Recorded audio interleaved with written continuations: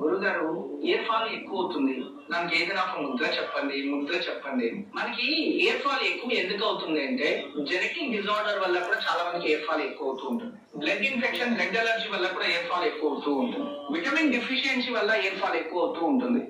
ఎవరికైతే కరెక్ట్ అయిన సప్లిమెంటరీస్ బాడీకి ఉన్నదో వాళ్ళు కూడా ఎయిర్ ఫాల్ అవుతూ ఉంటుంది. ఒత్తిడి వల్ల ఎయిర్ ఫాల్ ఎక్కువ అవుతూ ఉంటుంది. నిద్ర లేకపోవడం వల్ల కూడా ఎయిర్ ఫాల్ ఎక్కువ అవుతూ ఉంటుంది. వీటన్నిటికీ కూడా ఒక విశేషమైన ముద్ర ఈ ముద్ర.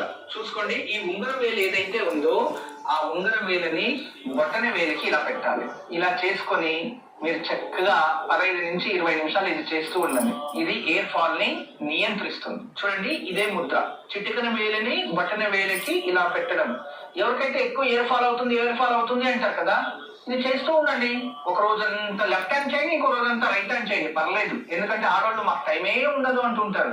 ఎవరైనా కూర్చొని టీవీ నొక్కుకొని ఉంటారు కదా, ఆ టైంలో ఇది చేయండి. ఈ కాలంలో ఆ మొబైల్ పెట్టుకొని కూర్చొని టీవీలు చూస్తూ స్థూలకాయం లాంటి వ్యాధులు ఎక్కువైపోతున్నాయి. అంటే తెలియకుండానే వెయిట్ ఇంక్రీజ్ అయిపోతున్నారు. ఇటువంటి వాటికి నుంచి మనం కాస్త బయటికి రావాలంటే మొబైల్ నుంచి కాస్త దూరం ఉండాలి.